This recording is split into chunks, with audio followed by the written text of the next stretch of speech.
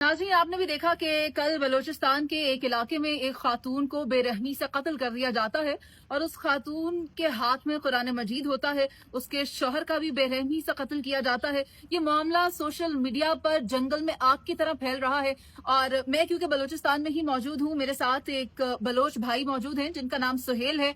मैं चाहती हूँ कि सुहेल की जबानी जान सके कि ये क्यों हुआ और क्या इससे पहले भी इस तरह के वाकयात होते रहते हैं। तो सुहेल बताइएगा। मैडम बहुत शुक्रिया। सबसे पहले ये जो वाकया है, ये वाकया कोयटा का एक इलाका है डगारी, जो डगारी ये अनावड़क की हदूद में आता है। वहाँ पे थोड़ा लाउड बोलेंगे आप? जी, ये वाकया अनावड़क की हदूद में है, वहाँ पे पेश आया। और जिस तरह से हम वीडियो में देख रहे थे कि दर्जी से खातून को और एक मर्द को कत्ल किया गया। बलोची में बातें कर रही थी ना? जी बिल्कुल, बलोची में वो बातें कर रही थी। उस खातून के हाथ में कुरान मजीद था, तो लोग आवाज दे रहे थे कुरान मजीद उसके हाथ से पकड़ ले।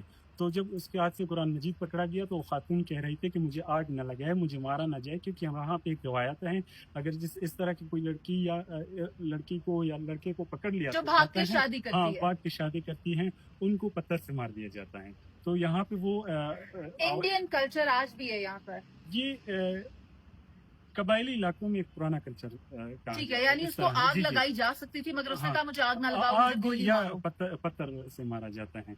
तो वो कह रही थी कि मुझे गोली से ना मारे जाए, मुझे पत्थर से ना मारे जाए, मुझे गोली से मार दिया जाए। और वो ये कह रही थी कि मुझे 7 कदम जाने दे आगे, थोड़ा आगे जाने दें। थोड़ा आगे जाने थे। तो जब ये खातून आगे जा रही थी, उसने अपने दोनों उंगलियां अपने कानों में डालकर वो आगे चली गई और पीछे से इसका भाई ने इसे मार दिया। उसके भाई ने गोलियां चलाई? भाई ने ही गोली चलाई। और उसका खावन को भी साथ में उनके खानदान वालों ने कत्ल किया। और ये कहा जाता है कि ये जो शादी है, ये 1 से 1.5 साल कबल शादी हुई थी और धोखे से इनके खानदान वालों ने इनको फिर इलाके बुलाया। यानी वो शादी करके कहीं और रहते थे, मगर खानदान वालों ने धोखा दिया, कहा कि आओ हम तुम्हें कबूल करते हैं, और बुलाकर ये साजिश के तहत मारा गया और पहाड़ पे ले जाके मारा गया। और वहाँ पे बदबख्ती और भी था कि उसका वालिद साहब भी वहाँ पे कह रहा था कि बेटी अगर आप ये काम न करती तो आज आपको ये दिन न देखना पड़ता। बहुत शुक्रिया आपका सुहेल। नाज़रीन, मुझे सिर्फ अफसोस हो रहा है कि आज भी वो पुरानी रवायात, वो हिंदुआना कल्चर, वो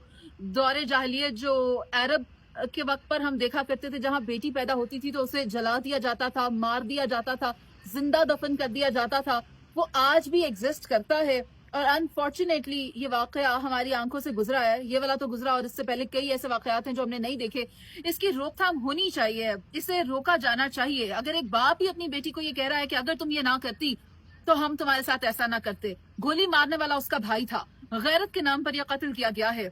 आज भी हम उस दौर में रहते हैं जहां पर सुन्नत के तहत शादी हो रही है, मजहब के तहत, दीन के तहत वो निकाह के रिश्ते में बंध रहे हैं, एडल्ट्स हैं, उनकी अंडरस्टैंडिंग हुई है, उन्होंने अगर ये किया है अपनी मर्जी से, यकीनन वो 2 अकेले नहीं होंगे, उन्होंने इसमें जो उसे कहते हैं गवाह भी होंगे, मगर वो वालिदैन नहीं थे। तो इस बात का गुस्सा, बदला, रंज क्या जिंदगी छीन कर लिया जाएगा? ये अपने आप में एक सवालिया निशान है। मगर यहाँ पर सिस्टम नहीं है, सिस्टम होना बहुत जरूरी है, और सिस्टम लाने के लिए विफाक को काम करना होगा। जब वहां पर चुनिंदा लोग नहीं बिठाए जाएंगे, अवाम के वोट से लोग आएंगे, तो फिर ही हम कह सकते हैं कि सिस्टम ठीक हो सकता है, वरना इस तरह के कत्ल तो कई होते हैं मगर सामने नहीं आते।